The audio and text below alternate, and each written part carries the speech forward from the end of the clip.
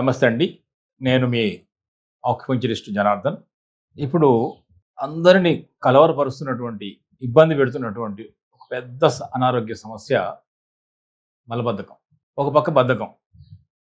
మనది ఏది చేయాలన్నా అలా వాయిదాల పర్వం, పోస్ట్‌పోన్‌మెంట్ అలవాటైనది కొంతమందికి. ఇంకా అలాంటి బద్ధకం ఇంకోటి శరీరం లోపల కూడా బద్ధకం ఉంది. అదేంటంటే మలబద్ధకం. ఇక అది ఎంత పెద్ద సమస్యగా మారిపోయిందంటే చాలామంది చెప్తుంటారు. మనం ఆ విషయం నిజమే గుర్తుపెట్టుకోవాలి. ఏంటంటే constipation is the root cause of all diseases. ఇదొక రూట్ కాజ్ ఇది. అనేక జబ్బులకి.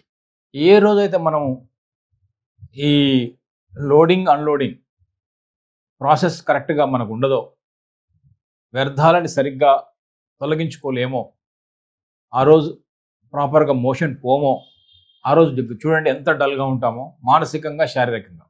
అందువల్ల ఈ గట్ హెల్త్ మనం ఎంత మంచి ఆహారం తీసుకున్నా కూడా, ఎంత బలమైన ఆహారం, ఎంత న్యూట్రిషియస్ ఫుడ్ తీసుకున్నా కూడా అది సరిగ్గా పచనం కాకుంటే, డైజెస్ట్ కాకుంటే, అందులో ఉన్న సారాలు మనకు ఒంటికి పట్టకుంటే, తయారైనటువంటి వ్యర్థాలు సరిగ్గా బయటకి నెట్టివేయబడకుంటే మనకు జరిగే ప్రయోజనం శూన్యం.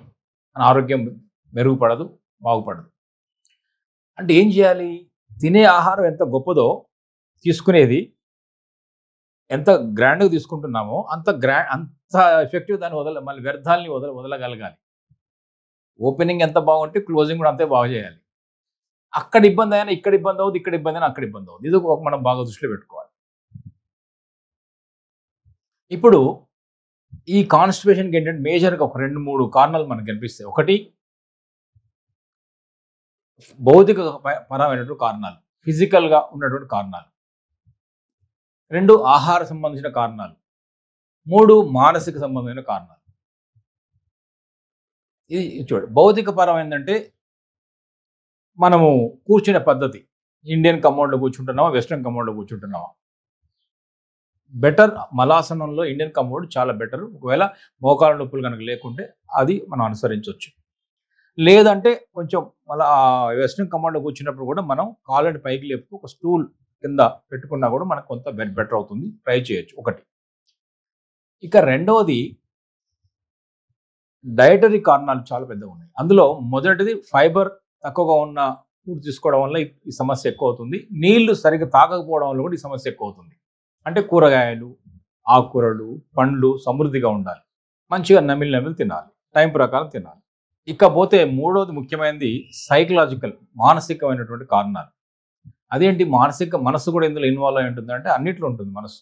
ఇప్పుడు ఎలా అంటే మనము ఈ ఒక విషయాన్ని పట్టుకునే తత్వంతో ఉన్నట్టయితే వదిలే మనస్తత్వం లేకపోతే ఆ మనస్తత్వం మన కణకణంలో ఉంటుంది కాబట్టి లార్జ్ ఇంటెస్టైన్ కూడా ఆ మలినాలను, వ్యర్థాలని వదులుకోవడానికి ఇష్టపడదు.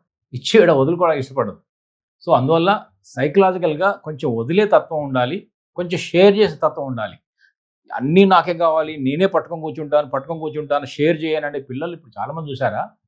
అంతకుముందు 2, 3, 4 పిల్లలు ఉండేవాళ్ళు. ఒక చాక్లెటో, బిస్కెటో, పండో దొరికితే అందరూ పంచుకునేవాళ్ళు. కానీ ఇప్పుడు అలా కాదు. అన్నీ నాకు, వాడు ఒక్కడే ఉంటాడు. షేర్ చేసుకున్నాడు ఎవడు ఉండడు. షేరింగ్ కల్చరే లేదు. అన్నీ నాకే కావాలంటాడు.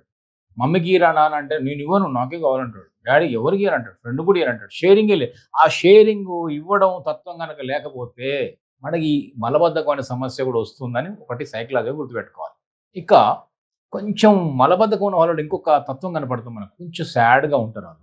బాధగా ఉంటారు, దుఃఖంగా ఉంటారు. గమనించండి మీరు. ఎందుకు దుఃఖంగా ఉంటారంటే లార్జ్ ఇంటెస్టైన్‌లో ఉన్న ఎనర్జీస్ కనుక వీక్ అయినప్పుడు అక్కడ ఈ మొటిలిటీ, మూవ్‌మెంట్లు ఆ లార్జ్ ఇంటెస్టైన్‌లో కనుక మూవ్‌మెంట్ సరిగ్గా లేనప్పుడు అక్కడ ఎనర్జీస్ తక్కువనే అర్థం.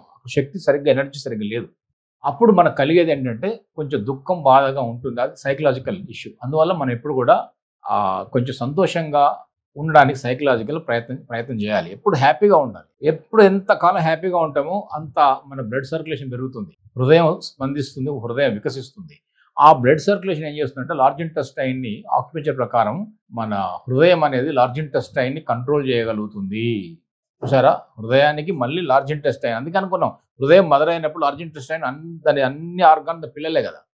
సో మదర్ ఏంటి సంగతి అంటే బాబు ఏదో పని చేస్తాడు, చదువుతాడు కదా! అట్లనే హృదయం ఏంటి లార్జ్ ఇంటెస్టైన్ అని అన్నదనుకోండి, అది టప వదిలేస్తుంది. అలా అమ్మ అనాలంటే ముందు ఆ మదర్‌కి కొంచెం సంతోషంగా ఉండాలి. అందుకనే మంచి సంతోషంగా ఉండాలి, దుఃఖంగా ఉండకూడదు అనేది చెప్పే పాయింట్. ఇక వేళకు నిద్రపోవడం చాలా చాలా ఇంపార్టెంట్. ఈ డైజెషన్ అనే మనం మోషన్ అనేది మనం కొన్ని వేళ గనక కరెక్ట్ గనక పోయినప్పుడు మాత్రమే సాధ్యమవుతుంది. అంటే మంచి స్లీపు 10:30 రాత్రి 10:30 నుంచి ఒక 4:30, 5 దాకా గనక మంచి డీప్ స్లీప్ ఉంటే ఆ వ్యర్థాలన్నీ కూడా చివరికొచ్చి ఆగి ఉంటాయి తెల్లవారేసరికి.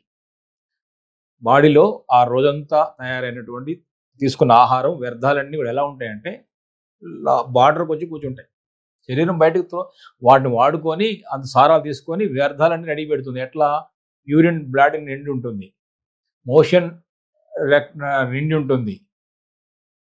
ఒళ్ళంతా చెమటలొచ్చి ఉంటాయి. స్వెట్. ఓకే. పుసులు వచ్చుంటాయి. నాలుక మీద ఒక అదొస్తుంది. వ్యర్థాలు చేరుకుంటాయి. చెవుల్లో నుంచి వ్యర్థాలు బయటకొస్తాయి. కళ్ళల్లో నుంచి కూడా వస్తాయి. ఇవన్నీ కూడా ఏంటంటే వ్యర్థాలు రెడీ ఉన్నాయి. వాటన్నిటిని మనం ఏం చేస్తామంటే పొద్దున్నే మనం అంటే ఆ వ్యర్థాలు తయారు కావాలంటే ప్రాపర్‌గా బార్డర్‌లో వచ్చి ఉండాలంటే ప్రాపర్ నిద్ర ఉండాలని చెప్తున్నాడు. ఓకే. ఇక ఈ ఒక ఆక్యుపెంచర్ పాయింట్ చూద్దాం. ఈ ఈ సమస్యకు ఆక్యుపెంచర్ పాయింట్ ఇప్పుడు ఇందాక డయట్ చెప్పాము, యాక్టివిటీ చెప్పాము, ఎలా ఉండాలో చెప్పాము. దాంతో చిన్న ఒక ప్రెషర్ పాయింట్ కూడా చాలా చాలా హెల్ప్ అవుతుంది. ఇది ఎంపెరికల్‌గా చాలా సందర్భాల్లో ప్రూవ్ అయినటువంటి ఒక అద్భుతమైన ఆక్యుపెంచర్ పాయింట్ ఇది. అదేంటంటే ఇప్పుడు ఇది చూసారా? ఈ ఎక్స్టర్నల్ క్రీజ్ ఇది. అవుట్ సైడ్ ఇక్కడ మీరు 4 ఫింగర్ పెట్టండి. 4 ఫింగర్ పెట్టినప్పుడు ఈ విడతలు ఎక్కడది వస్తుందో దీనికి మళ్ళీ మధ్య భాగంలో ఇలా పెట్టినప్పుడు ఇక్కడ దీని మధ్య భాగంలో కనపడుతుంది. దీనికి మధ్యలో మళ్ళీ ఈ మిడ్ ఫింగర్ నుంచి ఇలా వచ్చినప్పుడు ఈ 4 ఫింగర్స్‌లో ఇక్కడ పాయింట్ ఉంటుంది. ఈ పాయింట్‌లో గనక ఇలా మసాజ్ చేయడం కానీ, ఇలా ట్యాప్ చేయడం కానీ చేయండి. ఇది ట్రిపుల్ వార్మర్ 6 అంటారు. ఇది ఫైర్ పాయింటే.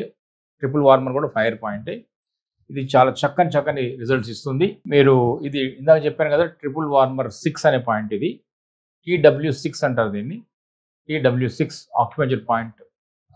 దీన్ని గూగుల్ చేసి మనం చూసుకోవచ్చు. ఈ పాయింట్‌ని కరెక్ట్‌గా మనం చేయగలిగితే చాలా అద్భుతమైన రిజల్ట్స్ వస్తాయి. ఇది ప్రూవెన్ పాయింట్ ఇది. ట్రై చేయండి.